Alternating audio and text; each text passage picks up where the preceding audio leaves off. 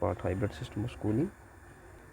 आज हम डिस्कस करने जा रहे हैं आपका फुल फाउंडेशन, जो आपका मेगा रिवीजन प्रोग्राम है।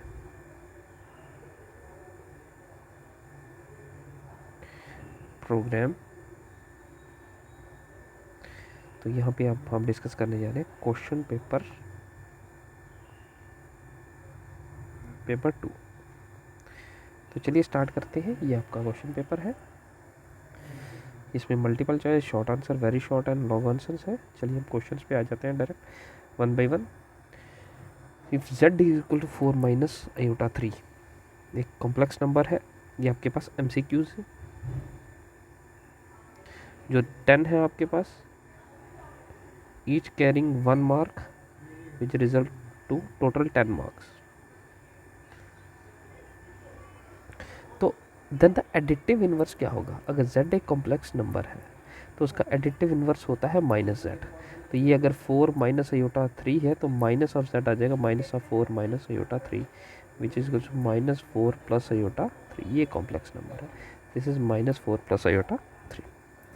उसके बाद the length of rectangle is 3 time the breadth. एक रेक्टेंगल है जिसका लेंथ जो है वो 3 टाइम्स द ब्रेथ। तो अगर ब्रेथ अगर आपके पास x सेंटीमीटर है तो लेंथ कितना हो जाएगा? 3 times. Length of rectangle is 3 times it's breath. The minimum parameter of the rectangle is 160 centimetre. वो कह रहा है कम से कम मिनिमम पैरामीटर कितना होना चाहिए उसका, रेक्टेंगल का। पैरामीटर मतलब length of all the sides, length of sum of all the sides. तो ये पैरामीटर कितना होना चाहिए? Minimum perimeter 160। That means perimeter of rectangle क्या आएगा? Twice of length plus breadth. ये क्या होना चाहिए? ग्रेटर देन और इक्वल्स टू 60 होना चाहिए। तो लेंथ इज योर आपके पास 3x है, ब्रेथ आपके पास x है, इन दोनों का सम करोगे तो 4x आ जाएगा, 4x मल्टीप्लाई टू 8x आ जाएगा। ये आप इसको ऐसे ही, अगर आपको डाउट लग रहा है तो लेंथ 3x है, ब्रेथ x है, तो 3x plus x 4x, 4x multiply to 8x, 8x equals to this. तो 8 यहाँ डिनोमिनेटर में आ जाए, कैंसिल होगा। तो आपके पास कंडीशन क्या है? देन द ब्रेथ कितना है, लेंथ कितना है? तो ये आपके पास x आ गया। x कितना है? मिनिमम आपके पास ग्रेटर देन और इक्वल्स टू 20 सेंटीमीटर। तो आ गया ब्रेथ आ गया आपके पास ग्रेटर देन 20 सेंटीमीटर। तो ये ब्रेथ के ऑप्शंस थे, तो कौन सा आएगा? तो ब्रेथ आपके पास है ग्रेटर देन 20 सेंटीमीटर। उसके बाद school has selected 5 member team from 8 players. School को 5 मेंबर टीम बनानी है from 8 players. How many different selections, कितने सेलेक्शंस हो सकते हैं? तो आपको 8 में से 5 मेंबर सेलेक्ट करने हैं, तो दैट इज डेफिनेटली 8C5। तो 8C5 ये ऑप्शन आ गया आपके पास। नेक्स्ट है difference distance between 2 parallel lines. ये आपके पास एक पैरेलल लाइन ये है और एक पैरेलल लाइन ये है। आपको इन दोनों के बीच में डिस्टेंस फाइंड आउट करना है। तो डिस्टेंस बिटवीन 2 पैरेलल लाइंस क्या होता है? C2 minus C1 upon under root of A² plus B²। तो C2 यहाँ पे एक 7 है, एक 5 है, तो 7 minus 5 upon under root of A² plus B²। A is your 3, B is your -4। तो आप शॉर्ट में कर लीजिए 3² plus 4² which is 2 upon under root of 25। तो डिस्टेंस आ गया 2/5।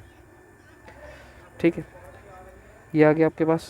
दो लाइन्स है, A1 3 है, B1 -4, C1 7, A2 3, B2 -4, C2 5। तो C2 minus C1 upon under root of A² plus B²। तो ये वैल्यू आ गई है, डिस्टेंस आ गया। नेक्स्ट आ गया distance of point from the origin. एक पॉइंट है आपके पास 5, 12, आपको उसका डिस्टेंस फाइंड आउट करना है फ्रॉम द ओरिजिन। यहाँ पे कोई पॉइंट है, तो डिस्टेंस बिटवीन 2 पॉइंट्स का फार्मूला क्या हो जाता है? ये 2 डायमेंशन है, तो x2 minus x1, y2 minus y1 का होल स्क्वायर। ये कर लिया हमने। x2 माइनस x1 5 माइनस 0 और 12 माइनस 0 का होल स्क्वायर। तो this is 5 square 12 square 25 144 which is 16 under root of 116। और अंडर रूट ऑफ 116 कितना आ जाता है? 13। तो दिस इम्प्लाइज डिस्टेंस आपके पास आ गया 13। Option is your A. Next आ गया limit x approaches to 0 tan x upon x किसके इक्वल होता है? ये सेम रिजल्ट है जैसे limit x approaches to 0 sin x upon x है, ये भी 1 के इक्वल होता है। tan x अपॉन x भी 1 के इक्वल होगा। f ऑफ x है आपके पास 1 plus x square. f of x किसके इक्वल है? 1 plus x square. You have to find the derivative of the function at x equals to 0।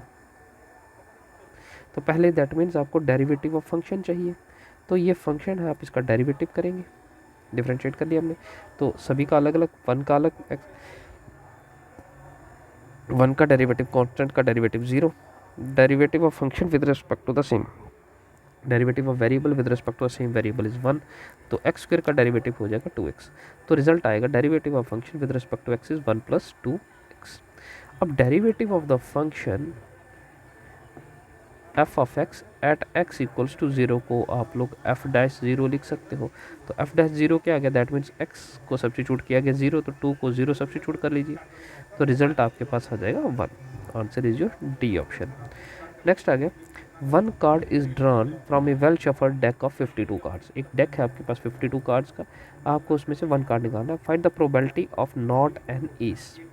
तो probability of not N ace को आप लोग निकाल सकते हैं 1 minus probability of N ace, तो 1 minus probability of N ace क्या हो जाएगा, 1 माइनस एस कितने होते हैं, 4 होते हैं, तो 4/52 विच इज 12/13, तो ये आ गया probability of not N ace.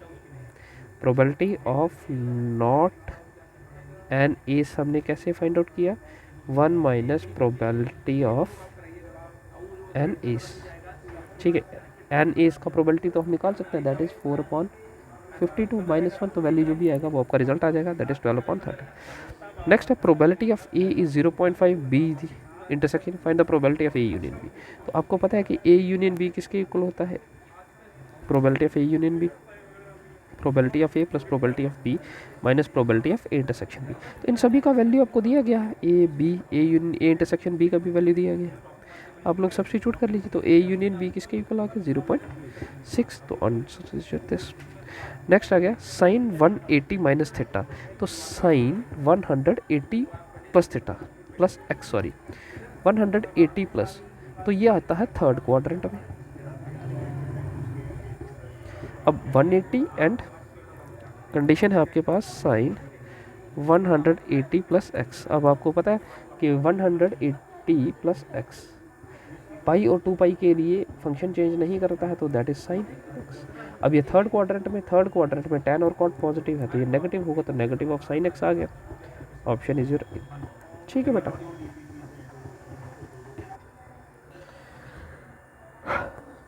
तो अब है आपके पास वेरी शॉर्ट भी आपके पास 10 क्वेश्चंस होंगे, each carry 2 marks and total resulted to 20 marks.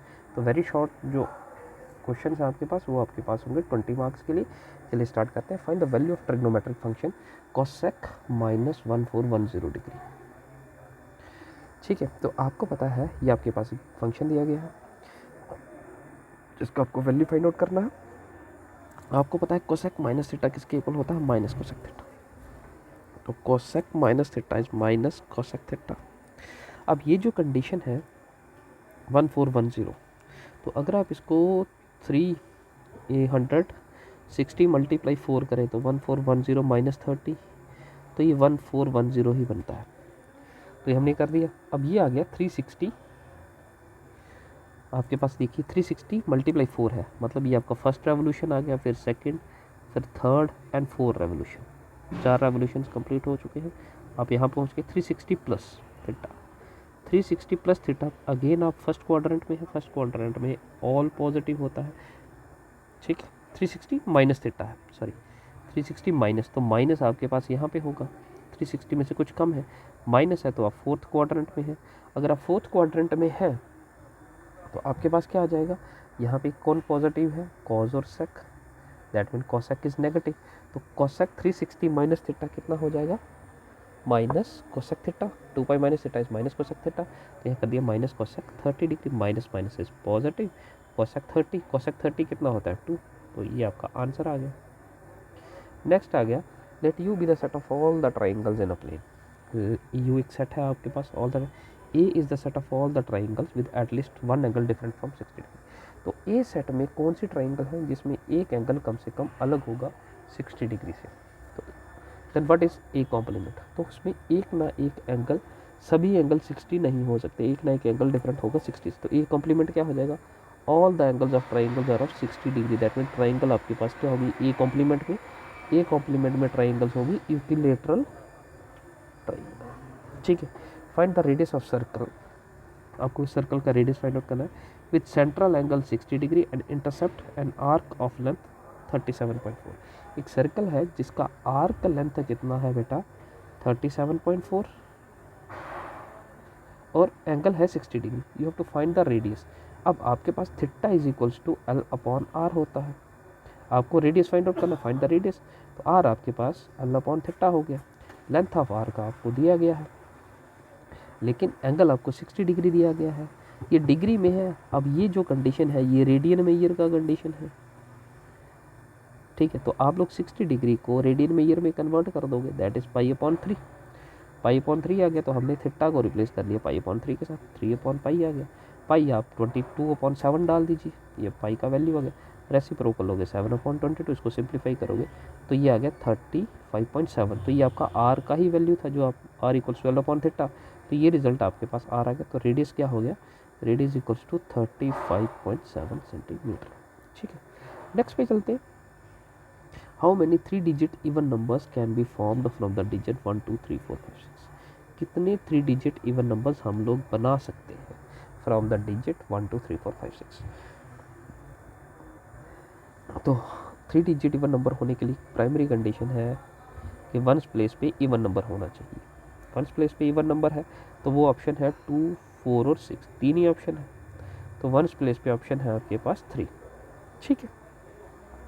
अब आपके पास क्या है, रेपिटेशन में कोई कंडीशन नहीं दिया उसने, that means repetition is allowed, since the repetition of the digit is allowed. तो टोटल 6 है आपके पास। 3 आप यहाँ प्लेस कर सकते हैं क्योंकि 2 4 6 ही ऑप्शन है। बाकी आप लोग रिपीट कर सकते हैं, तो अगर रिपीट कर सकते हैं, ठीक है, तो आप रेपिटेशन कर सकते हैं, दैट इज 6 × 6 रिपीट हो सकता है। तो हर प्लेस पे 6 एलिमेंट आ सकते हैं। पॉसिबल नंबर ऑफ वेज है 10 एंड 100 प्लेस भी 6 and 6। तो 6 × 6 × 8 108 वेज आ गए। तो कितने 3 डिजिट इवन नंबर्स बन सकते हैं, this implies the possible number of 3 digit even numbers can be formed is 108 ways में आप लोग 3 डिजिट इवन नंबर्स बना सकते हैं। नेक्स्ट आगे you have to find the value of this, evaluate this. x/3 1/x raised to power 5। जब आप इसको सिंप्लीफाई करेंगे तो यहाँ पे बाइनोमियल आपका इस्तेमाल हो जाएगा a + b raised to power n के लिए, ठीक है। ये आपका बाइनोमियल इस्तेमाल हो जाएगा। तो ये आ गया a + b raised to power 5, 5c 0 e raised to power n, nc1 इस तरह से 5। फिर हमने nc0 कितना होता है 5c0 and 5c0, 5c0 and 5c5 1 के इक्वल होता है। 5c1 एंड 5c4 5 के इक्वल, 5c2 एंड 5c3 10 के इक्वल है। तो हमने इनका वैल्यू सब्स्टिट्यूट कर दिया और बाकी हमने इनका x² है तो x⁴ है तो 4, 3 raised to power 4 which is 81। तो इसको फिर हमने कैंसिल कर दिया तो x³ बच गया। इस तरह से हमने इसको सॉल्व किया, ये आपका रिजल्ट है। Find the equation of circle with centre 1 1 and radius √2। आपको equation of circle find out करना है विद सेंटर 1 1, जिसका सेंटर 1 1 है एंड रेडियस √2 है, ठीक है। Find the equation of circle. General equation of circle क्या होता है, x - h whole square y - k whole square equal to r square. अब सेंटर के कोऑर्डिनेट को आप लोग h और k के साथ कंसिडर करते हैं, that mean h = 1 k = 1 and r = 2। तो यहाँ पे h और k का वैल्यू और r का वैल्यू सब्स्टिट्यूट कर लीजिए। r इज 2 √2 सॉरी √2 का रेडियस √2 आ गया। तो आप यहाँ वैल्यू सब्स्टिट्यूट करोगे, बाकी इसका होल स्क्वायर ओपन करोगे तो ये रेडियस ऑफ सर्कल आ गया। Show that this and this are the vertices of an isosceles triangle. आपको बताना है कि ये वर्टिसेस जो है ये किसके हैं, आइसोसेलेस ट्रायंगल के वर्टिसेस हैं। तो आइसोसेलेस ट्रायंगल में क्या होता है, 2 sides are of equal length.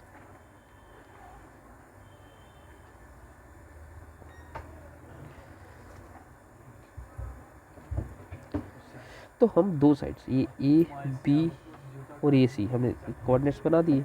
अब यहाँ से आप ए बी का distance find out. Distance between 2 points का फार्मूला क्या होता है, डिस्टेंस बिटवीन 2 पॉइंट्स का फार्मूला 3D में आ जाता है x2 - x1 whole square plus y2 - y1 whole square plus z2 - z1 whole square. तो यहाँ x1 y1 z1, वैसे ही आप A B B C and C A का ए बी का डिस्टेंस फाइंड आउट कर लीजिए, ए बी का डिस्टेंस, बी सी का डिस्टेंस, ए सी का, जो भी 2 साइड इक्वल होंगे आपके पास वो इक्वल आ जाएगा। ये अंडर रूट ऑफ 18 है, ये भी अंडर रूट ऑफ 18 है, A B equals to B C है एंड सी ए आपके पास 6 है, ये नॉट इक्वल है तो two sides are of equal length, that means this is an isosceles triangle. Next आ जाता है evaluate limit x approaches to 0 cos 2x minus 1 upon cos x minus 1। अब cos 2x का फॉर्म 1 माइनस cos 2x होता है 2 sine square x and 1 minus cos x होता है 2 sine square x upon 2। हमने क्या किया यहाँ पे, हमने यहाँ पे क्वेश्चन तो यही है, हमने न्यूमिनेटर और डिनोमिनेटर दोनों में से माइनस कॉमन किया, तो ये दोनों कैंसिल आउट हो गए। आपके पास क्या रह गया 1 minus cos 2x 1 minus cos x। अब 1 माइनस कॉस 2x किसके इक्वल होता है 2 sine square x and 1 minus cos x किसके इक्वल होता है 2 sine square x upon. Value substitute कर दिया, 2 और 2 भी कैंसिल हो गया, अब ये साइन x ये बच गया। अब साइन x का वैल्यू क्या होता है, साइन 2x होता है आपके पास 2 साइन x कॉस x, तो साइन x किसके इक्वल होगा 2 sine x upon 2 cos x upon 2 के इक्वल। तो यहाँ पे साइन x का वैल्यू हमने सब्स्टिट्यूट साइन x का होल स्क्वायर बना सकते हैं, तो 2 sine x cos x upon 2 का होल स्क्वायर हो गया ये, तो इसको होल स्क्वायर ओपन करेंगे 2 square 4 sine square x upon 2 cos square x upon, ये और ये कैंसिल हो गया। आपके पास बचा 4 कॉस स्क्वायर x अपॉन 2,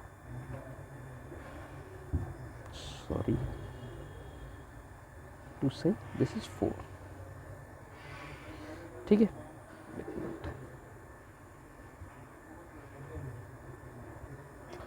ये आपके पास आ गया 4, सॉरी यहाँ पे 4 है सभी जगह 4, ठीक है। तो यहाँ पे आपके पास ये कैंसिल हो जाएगा, आपके पास बचेगा 4 cos स्क्वायर x अपॉन 2।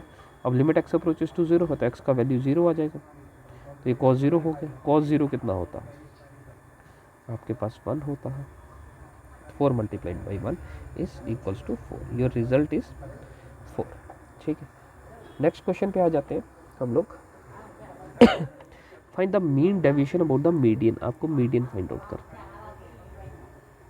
तो पहले हमारे पास ये जो डाटा है इसको हम असेंडिंग ऑर्डर में डालेंगे, सबसे मिनिमम वैल्यू सबसे लार्जेस्ट वैल्यू इस डाटा में अरेंज करेंगे। अब यहाँ पे टोटल नंबर ऑफ ऑब्जर्वेशन है 12, ठीक। Median n equals to 12 means value even है, तो आपके पास 2 मिड टर्म्स होंगे, एक 12/2 और 12 + 2/2 टीएस term, this is 6 term and 7th term आ गया।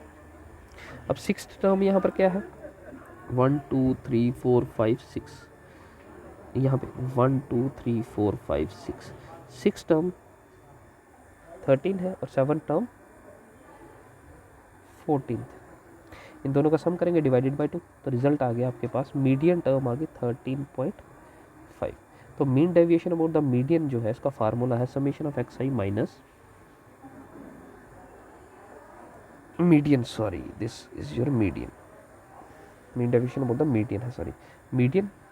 तो आप लोगों का मीडियन 13 पॉइंट, तो आप एक्स आई में से मीडियन को माइनस करोगे, मीडियन है आपके पास 13.5, सभी में से माइनस करोगे, 10 में से हमने यहाँ पे क्या किया 10 माइनस 13.5 किया, 11 माइनस 13.5 किया, इस तरह से फिर उसका हमने मॉडुलस लिया और फिर इन सभी वैल्यूज़ का हमने सम किया विच इज़ 28, तो दिस इज अपॉन एन, तो ये 28 अपॉन एन कितना था, नंबर ऑफ टर्म्स कितनी थी आपके पास 12 एंड 12 था आपके पास, डिवाइडेड बाई 12 किया, ये आपका आ गया median.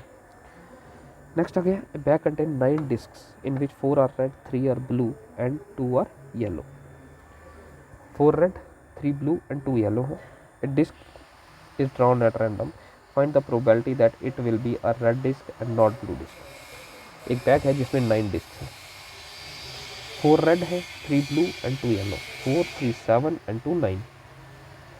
Find the probability that it is a red disc। तो रेड डिस्क टोटल 9 है, तो प्रोबेबिलिटी ऑफ रेड डिस्क क्या हो जाएगा, रेड 4 है तो 4/9 आ जाएगा, तो 9 टोटल है, n equals to total you have 9 discs, that means n equals to 9। no blue disc, no blue disc, blue disc नहीं होनी चाहिए, तो आप लोग कर सकते हैं 1 minus probability of blue disc. तो ब्लू डिस्क क्या है आपके पास, blue you have 3 disc, 1 minus 3/9, ये कैंसिल होगा तो 1/3 रह जाएगा which is 2/3, probability of no blue disc is 2/3, ठीक है बेटा। नेक्स्ट पे आ जाते हैं शॉर्ट आंसर, यहाँ पे आपके पास 8 क्वेश्चन होंगे, ईच कैरी 4 मार्क्स, तो टोटल हो जाएगा आपके पास 32 मार्क्स के लिए। फर्स्ट आपके पास A B and C 3 sets are given, you have to find A cross B intersection C equals to A cross B intersection A cross C. तो पहले आपको LHS लेना है। LHS है आपके पास A cross B intersection C, ये आपका LHS है। दैट मीन्स पहले आप B intersection C find out करने, आपने बी सेट और सी सेट लिखा, इनका कॉमन कर लिया। सॉरी, इस क्वेश्चन में इंटरसेक्शन नहीं, यहाँ पे यूनियन है, तो this is your union part. A cross B union C equal to A cross B union A cross C. तो आपको पहले B union C find out करना है, बी यूनियन सी कर लीजिए। तो कंबाइन कर लेंगे, 1 2 3 4 5 6 सभी एलिमेंट हो गए आपके पास। अब आपके पास ये LHS का आ गया। RHS में भी आपके पास 2 पार्ट है, A cross B and A cross C. तो पहले आप ए क्रॉस बी कर लीजिए, this your A set B, इन दोनों का कार्टेशियन प्रोडक्ट कर लीजिए। फिर ए क्रॉस सी कर लीजिए, तो ए का कार्टेशियन प्रोडक्ट सी के साथ कर लीजिए, तो 1 5 1 6 and 2 5 2 6।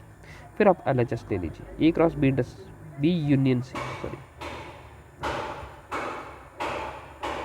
A cross B union C. तो आपके पास क्या करना है, बी यूनियन सी में आप लोग कर लीजिए एक कार्टेशियन प्रोडक्ट ये कर लीजिए, और इसका कार्टेशियन प्रोडक्ट ये आ जाएगा 1 का 1 के साथ 2 के साथ। फिर A cross B union A cross C है, तो ए क्रॉस बी ये है आपके पास एंड ए क्रॉस सी ये है आपके पास। इन दोनों को कंबाइन करेंगे तो यूनियन और ये दोनों कंडीशन आपस में इक्वल हो गए, तो this implies LHS equals to your RHS B union C, hence verified. Basic सा क्वेश्चन है। नेक्स्ट है फंक्शन टी आपके पास ये दिया है, which maps temperature in degree Celsius. T एक फंक्शन है, इसका मैपिंग है degree Celsius into temperature degree Fahrenheit. Function maps from degree Celsius into T from Celsius to Fahrenheit, defined by temperature in degree Celsius is 9/5 C equals to find T minus 10 and value of C when TC equals to 200।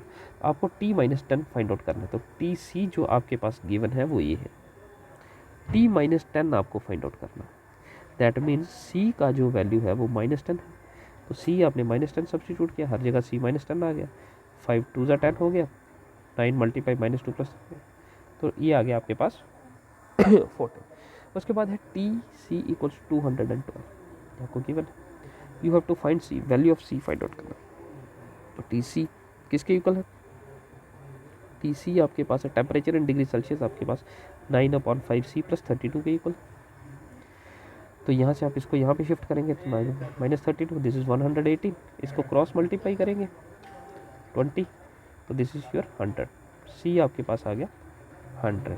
तो temperature in degree Celsius 212 है, तो सी आपके पास आ जाएगा 100। ठीक है, एक function है आपके पास 1 1 2 3 0 -1 -1 -3, a function from z to z defined by f of a equals to ax plus b for some integer a and b determine a and b। आपको a और b फाइंड आउट करना। आपके पास ये अलग अलग कंडीशन है, दैट मीन्स अगर ये ऑर्डर पेयर है तो ये x और y का वैल्यू है, ये x और y का वैल्यू है। अगर ये y है तो y किसके इक्वल है, f ऑफ x के equal. That means first value x की है और second value f of x की। तो ये 1 1 है अगर, that means f of 1, that means f of y equals to f of x है। तो x का वैल्यू यहाँ पे 1 है तो f ऑफ 1 हो गया, और y भी 1 है तो f ऑफ 1 y के इक्वल है, तो x का वैल्यू 1 आ गया, a1 प्लस b। अब यहाँ पे 0 -1 है, that means x and f of x। That means जब x का वैल्यू 0 होगा तो y आपके पास कितना होगा, -1, तो y का वैल्यू -1 होगा, which is f of 0। f of 0 equals to -1, तो x का वैल्यू 0 आ गया। f ऑफ x था आपके पास ax प्लस b, तो x का वैल्यू आपने 0 डाल दिया, तो b इक्वल्स टू -1। जब b इज इक्वल्स टू -1 है तो यहाँ पे सब्स्टिट्यूट करेंगे, तो a का वैल्यू कितना आ जाएगा 2, a2 एंड b -1 आ गया। उन्होंने कहा find the function determines a and b, तो a b आ गया, तो फंक्शन कितना हो गया, ax प्लस b है, twice of x plus -1 which is twice of x -1। अब नेक्स्ट है आपके पास cos 6x equals to this. आपको ये वेरीफाई करना है तो हम LHS से स्टार्ट करते हैं। cos 6x आपको दिया गया तो आप cos 2 × 3x कर सकते हैं, 2 3 6 हो जाएगा। तो cos 2x किसके इक्वल होता है? cos 2a होता है 2 cos स्क्वायर a - 1, लेकिन यहाँ a कितना है? 3x है, तो ये हो जाएगा 2 cos स्क्वायर 3x - 1। तो cos 3x है तो 3x का होल स्क्वायर कर लिया। अब cos 3x किसके इक्वल होता है? 4 cos cube x - 3 cos x, तो हमने ये cos 3x का वैल्यू डाल दिया। फिर इसका ये होल स्क्वायर भी है तो इसका होल स्क्वायर ओपन करिए, square plus B square minus 2ab, तो ये स्क्वायर इसका 4 स्क्वायर अलग हो गया 16, 3 स्क्वायर 9, ये cos स्क्वायर हो गया। यहाँ पे 2 ये तीनों मल्टीप्लाई होकर 24 बना देंगे, और cos x और cos ये बेसिस आर ये प्रोडक्ट होगा तो basis are same powers are added, 3 + 1 4 हो जाएगा। फिर आप 2 को अंदर मल्टीप्लाई कर लीजिए और ये आपका RHS आ जाएगा। नेक्स्ट है, if alpha and beta are complex numbers and modulus of beta equals to 1, then modulus of beta minus alpha is equal to 1 minus alpha conjugate beta किसके इक्वल होगा? फाइंड द वैल्यू, आपको ये find out करना है। तो अब आपको पता है कि अगर z modulus of z square किसके इक्वल होता है? z × z conjugate. तो हमने क्या किया, ये जो गिवन कंडीशन है इसका मॉडुलस स्क्वायर फाइंड आउट करने की कोशिश। ये किसके इक्वल हो जाएगा? अगर ये पूरा ये सारे कॉम्प्लेक्स नंबर है तो आप इनको सब्स्टिट्यूट करेंगे तो रिजल्ट भी कॉम्प्लेक्स ही आएगा। दैट मीन्स ये भी एक कॉम्प्लेक्स है, तो which is equal to z × z conjugate. अब ये कंजुगेट सेपरेटली आ गया न्यूमिनेटर और डिनोमिनेटर पे, क्योंकि ये प्रॉपर्टी है। अगर आप कंजुगेट करते हैं तो वो न्यूमिनेटर और डिनोमिनेटर का सेपरेटली कंजुगेट हो जाता है। अब जब आप ये भी प्रॉपर्टी है आपके पास प्लस माइनस z 1 और z, तो दो कंजुगेट अगर ऐड हो रहे हैं सब्ट्रैक्ट हो रहे हैं तो उनका अगर होल का कंजुगेट है तो आप उनको सेपरेट कर सकते हैं, तो इसलिए हमने सभी का सेपरेट कर लिया यहाँ पे। अब किसी कंडीशन का कॉम्प्लेक्स नंबर का डबल कंजुगेट होगा तो वो सेम कॉम्प्लेक्स नंबर आ जाता है, इसलिए ये कंजुगेट हमने डबल किया था, अल्फा ही आ गया। बाकी बीटा कंजुगेट अल्फा कंजुगेट ऐसे ही है। फिर हम इनको मल्टीप्लाई करेंगे, तो हमने इनको मल्टीप्लाई किया। अब इस कंडीशन को देखें तो ये आपके पास आ गया z × z कंजुगेट, इनको modulus of z square.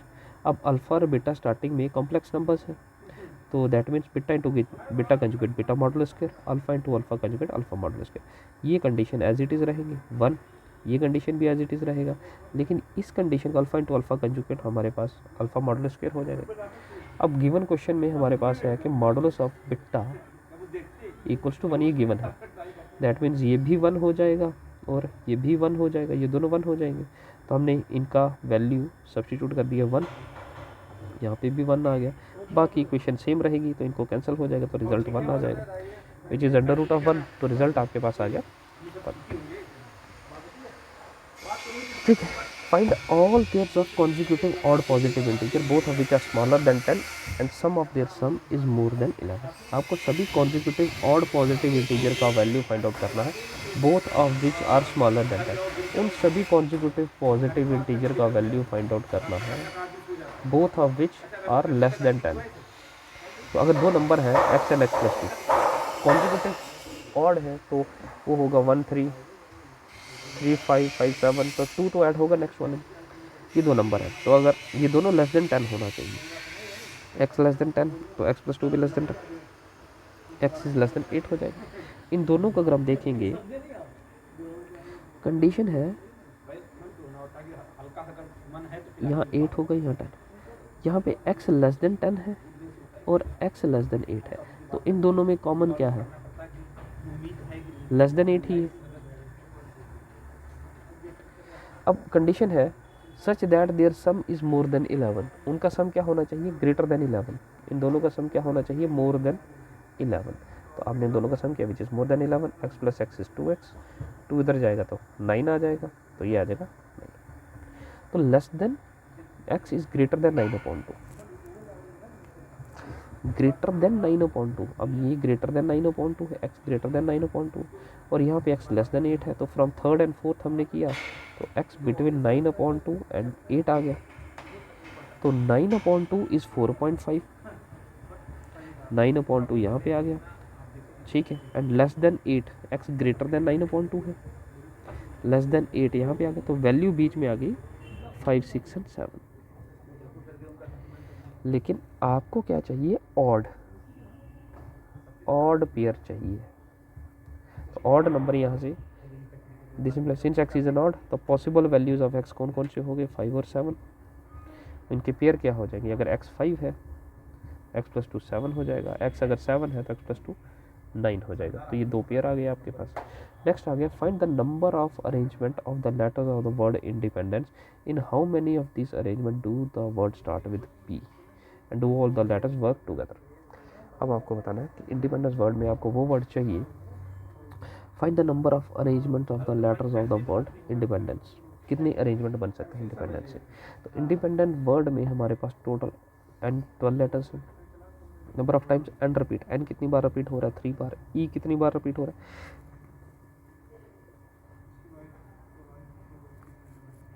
N 3 times, ठीक है।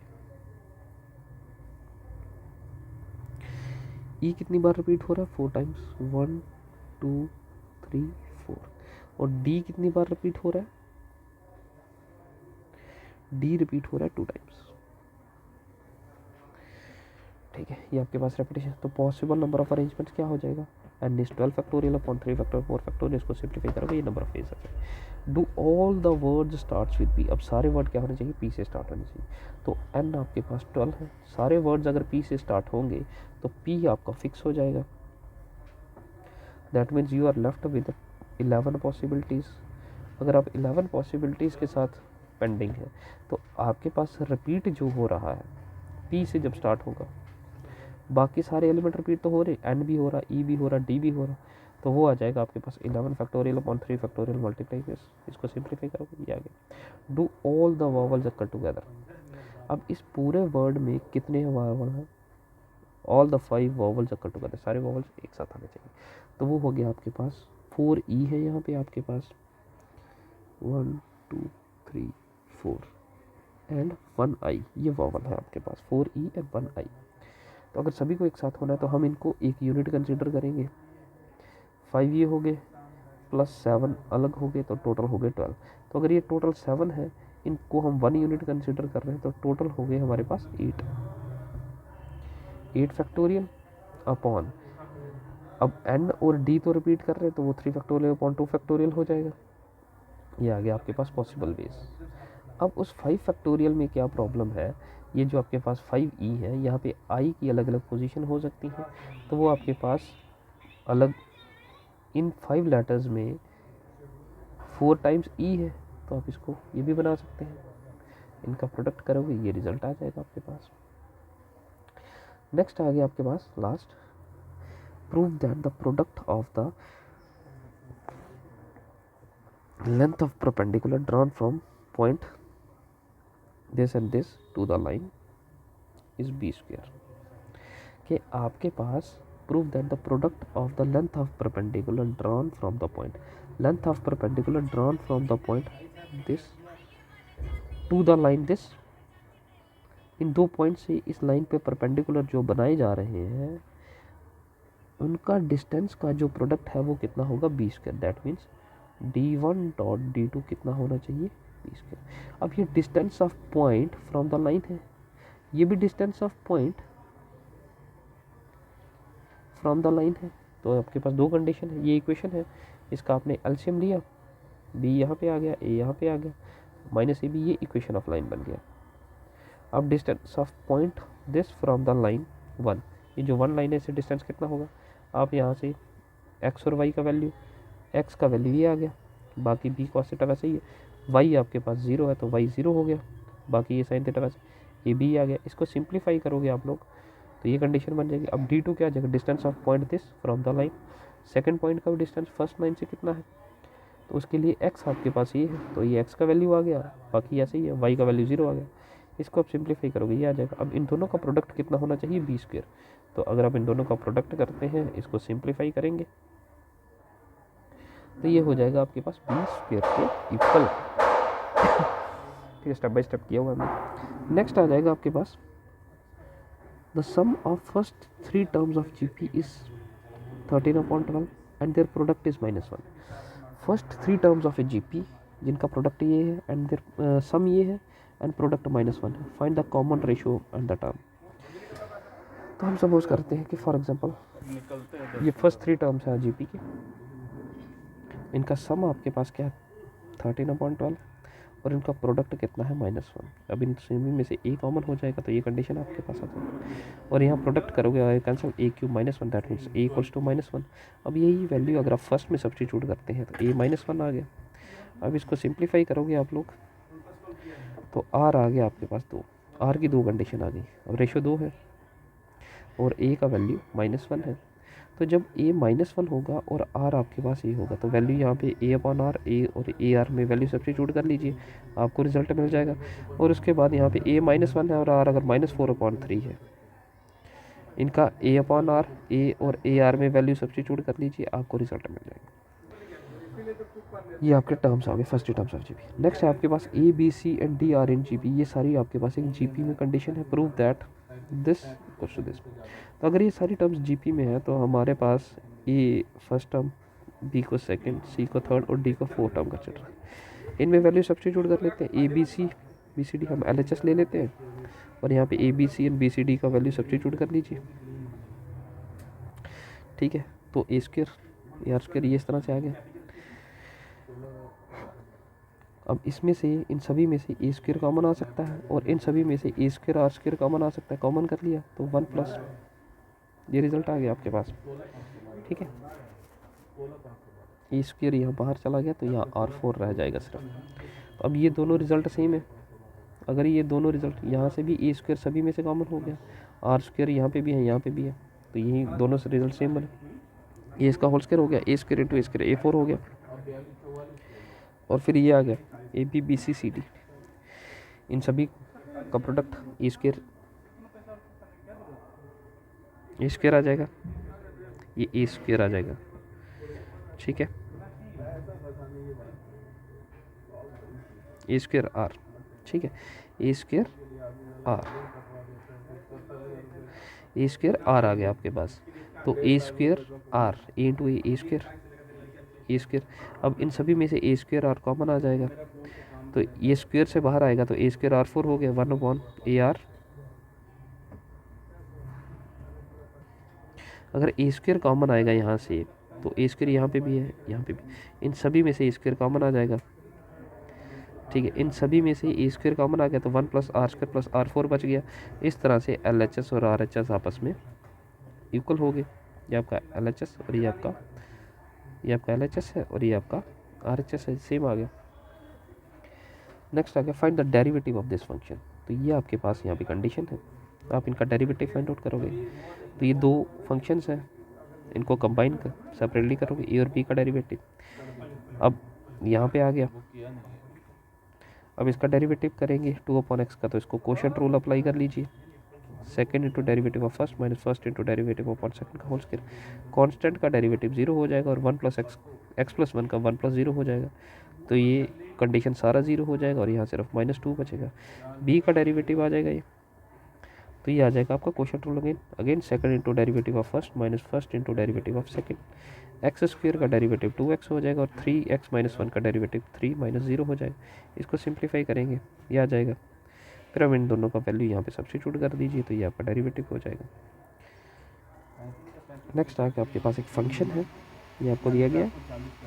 You have to find the integer m and n limit x does both limit x approaches to 0 of x and limit x approaches to 1 exist. आपको बताना ये exist करते हैं नहीं। तो x approaches to 0 में आपको पहले लेफ्ट लिमिट फाइंड आउट करनी है, 0 नेगेटिव और 0 पॉजिटिव। अब लेफ्ट लिमिट क्या है, 0 नेगेटिव, तो 0 - h कर लिया तो -h आ गया। अब x का वैल्यू यहाँ पर क्या है, -h लेस देन 0 है, तो लेस देन 0 के लिए फंक्शन क्या है आपके पास, mx² + n डाल दिया। अब यहाँ पे f ऑफ -h है तो x की जगह -h है तो x की जगह -h डाल दीजिए। फिर आपने x अप्रोचेस टू 0 कर लिया तो ये इक्वल्स टू n आ गया। 0 पॉजिटिव के लिए 0 + h आ गया। अब यहाँ पे h है, x अगर h के इक्वल है, ये x है और x अब h के इक्वल है, पॉजिटिव है तो ग्रेटर देन 0 होगा। ग्रेटर देन 0 के लिए फंक्शन ये आ गया, ये फंक्शन आ गया तो nx + m आ गया। जब ये कर दिया तो x का वैल्यू अब h है तो n h + m हो जाएगा, तो nh + m आ गया। अब h अप्रोचेस टू 0 हो गया तो ये आ गया आपके पास सिर्फ m। तो x अप्रोचेस टू 0 अगर एग्जिस्ट करना है तो लेफ्ट लिमिट राइट के इक्वल होना चाहिए। अगर इक्वल है तो लेफ्ट लिमिट राइट के इक्वल कब होगा, जब n जो है ये लेफ्ट लिमिट है और m आपके पास राइट लिमिट का वैल्यू, जब ये दोनों कंडीशन इक्वल होंगी तो आपके पास लिमिट एग्जिस्ट करेगा। अब उसके बाद x अप्रोचेस टू 1, तो 1 नेगेटिव है तो 1 माइनस एच हो जाएगा। तो 1 माइनस, अगर x 1 माइनस एच है तो 1 माइनस एच लेस देन 1 होगा। लेस देन 1, लेस देन 1 के लिए फंक्शन ये एन एक्स प्लस एम है, तो ये आ गया एन एक्स प्लस एम। तो x का वैल्यू अगर 1 माइनस एच है तो 1 माइनस एच डाल दीजिए, तो ये हो जाएगा मल्टीप्लाई करके। अब h अप्रोचेस टू 0, h 0 आ गया, n माइनस एम बच गया, n प्लस एम बच गया। वैसे ही 1 पॉजिटिव के लिए करेंगे आप लोग तो 1 प्लस एच आ जाएगा। 1 प्लस एच ग्रेटर देन 1 है, तो ग्रेटर देन 1 के लिए फंक्शन है आपके पास यहाँ पे N X cube plus M, तो ये हो गया N X cube plus M. तो x का वैल्यू 1 प्लस एच डाल दिया तो यहाँ पे आ गया। फिर इसको ओपन करेंगे, ये आ जाएगा, तो ये h में जहाँ जहाँ है ये 0 हो जाएंगे और बचेगा पीछे। अब 1 पॉजिटिव भी तब एग्जिस्ट करेगा जब लेफ्ट लिमिट राइट के इक्वल होगा, that means N plus M equals to N plus M होना चाहिए। N plus M left limit और राइट लिमिट दोनों इक्वल होने चाहिए आपस में, ठीक है। नेक्स्ट उसके बाद आ जाएगा mean, variance and standard deviation. आपके पास ये क्लासेस है, तो क्लासेस के लिए आपको फार्मूला पता होना चाहिए। वेरिएंस के लिए क्या है, F I X I square upon F I, और मीन ये आ गया F I X I frequency. तो ये क्लासेस का मिड टर्म आपको एक्स आई आ जाएगा, इसको आप मिड टर्म भी कहते हैं। एफ आई एक्स आई कर लीजिए और summation of F I X I आ गया, और ये फ्रीक्वेंसी है तो ये आपका मीन आ जाएगा। फिर आप क्या करेंगे, एक्स आई माइनस मीन करेंगे, मीन्स एक्स आई माइनस 107, मीन आपका 107 आएगा। तो हर एक टर्म में से 107 माइनस करते जाइए, आपकी ये रिजल्ट आ जाएगा। फिर आप इसका स्क्वायर करेंगे और फिर एफ आई इंटू इस फ्रीक्वेंसी को एक्स आई स्क्वायर के साथ मल्टीप्लाई करेंगे और इसका समीशन करेंगे, जो भी आएगा इसको डिवाइडेड बाई 30 कर लीजिए, आपका वेरिएंस। और स्टैंडर्ड डेविएशन क्या आ जाएगा, अंडर रूट ऑफ वेरिएंस, ये रिजल्ट है आपके पास। उसके बाद mean deviation about the mean, इसका भी फार्मूला है आपके पास, इसी को आपको फॉलो करना है। मीन निकालने का फार्मूला सेम है, F I X I upon N. ये इसका मिड टर्म निकाल लीजिए आप, तो एफ आई एक्स आई हो गया, ये फ्रीक्वेंसी हो गया। फिर उसके बाद एफ आई और एक्स आई को मल्टीप्लाई कीजिए तो एफ आई एक्स आई आ गया, इनको डिवाइड करेंगे तो मीन आ जाएगा। फिर आपको मीन जो आया है उसको आप यहाँ पे सब्ट्रैक्ट कर लीजिए, ठीक है ना। तो सब्ट्रैक्ट के बाद मॉडुलस कर लीजिए और उसके बाद ये आपका रिजल्ट आ जाएगा, ये आपका है mean deviation about the mean. तो यही आपको करना है, इसको कीजिए प्रैक्टिस। बाकी कोई डाउट है तो बता सकते हैं। आज के लिए इतना रखते हैं। Thank you for the class.